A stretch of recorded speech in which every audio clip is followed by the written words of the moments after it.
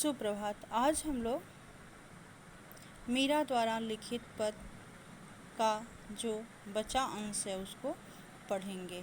असुवन जल सींच सींच प्रेमी बेली बोई, अब त बेली फैल गई है आनंद फल होई। दूध की मथनियाँ बड़े प्रेम से बिलोई। मीरा जी कहती हैं कि मैंने श्री कृष्ण से प्रेम करके प्रेम रूपी बेल बोई है, जिसे मैंने अपने आंसुओं के जल से सींच कर बढ़ाया है। यानी कि जो प्रेम रूपी बेल है उसको मीरा जी अपने आंसुओं के जल से सींच कर बढ़ाया है, और अब तो वह बेल आनंद रूपी फल देने लगी है। श्री कृष्ण की भक्ति से प्राप्त होने वाले आनंद का मैंने संग्रह कर लिया है तथा भक्ति मार्ग पर चलने से प्राप्त दुखों को मैंने भुला दिया है कि भक्ति मार्ग पर चलने से क्या क्या दुख होते हैं, इसको मैंने भुला दिया है। दूध की मथनियाँ बड़े प्रेम से बिलोई, और मैंने बहुत ही भक्ति भाव से, जैसे बहुत ही परिश्रम करने के बाद दूध से घी को निकाला जाता है, वैसे ही मैंने भी बहुत ही परिश्रम से भगवान श्री कृष्ण की भक्ति को प्राप्त किया है। दधी मथि धृत काढ़ लियो डारी दई छोई, और जैसे लोग दही में से मक्खन को निकाल देते हैं और छाछ को छोड़ देते हैं, उसी तरह हमें कृष्ण की भक्ति रूपी आनंद जो है वो प्राप्त हो गया है।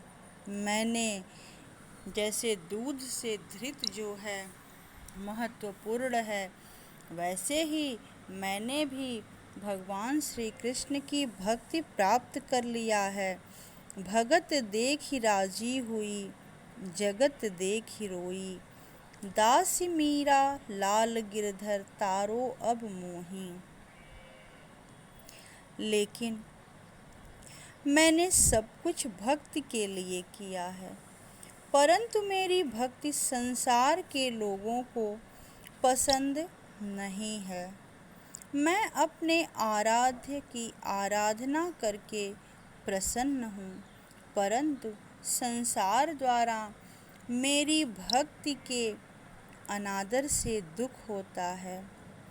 मीराबाई श्री कृष्ण से विनती करती हैं कि मैं आपकी दासी हूँ, दासी मीरा लाल गिरधर, कि मैं आपकी दासी हूँ।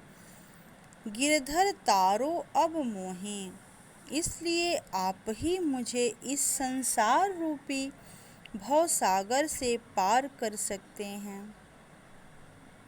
अब देखिए, प्रस्तुत पद में मीरा के प्रति, मीरा जो है कृष्ण के प्रति भक्ति और प्रेम प्रकट की हैं।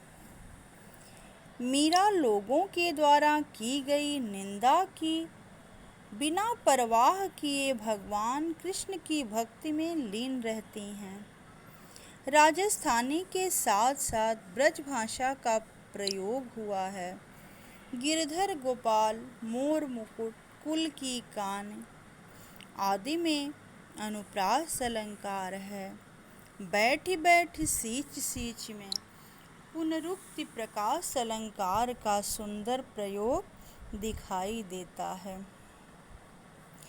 पग घुघरू बांधी मीरा नाची, मैं तो मेरे नारायण सु आपहि हो गई साची। लोग कहें मीरा भई बावरी, न्यात कहे कुल नासी। विष का प्याला राणा भेजा, पीवत मीरा हासी। मीरा के प्रभु गिरधर नागर, सहज मिले अविनाशी। अब देखिए, प्रस्तुत पद में कृष्ण के प्रति मीरा की प्रेम को दर्शाया गया है। उन्हें अनेक कठिनाइयों का सामना करना पड़ता है, लेकिन अपने प्रेम के बल पर वह हर एक मुश्किलों पर विजय प्राप्त कर लेती हैं। अब देखिए, मीरा जो हैं पग में घुंघरू बांध करके नाच रही हैं। मीरा जो हैं पैरों में घुंघरू बांध कर नाच रही हैं और पैरों में घुंघरू बांधने के कारण लोग उन्हें पागल कह रहे हैं। परिवार के लोगों ने तो मुझे कलंकिनी तक कहा है और राणा ने तो उनके लिए जहर का प्याला भेजा, जिसे वह हंसते हंसते पी गईं। मीरा ने खुद को कृष्ण की आराधना में समर्पित कर दिया और वह कृष्ण के दर्शनामृत की प्यासी हैं।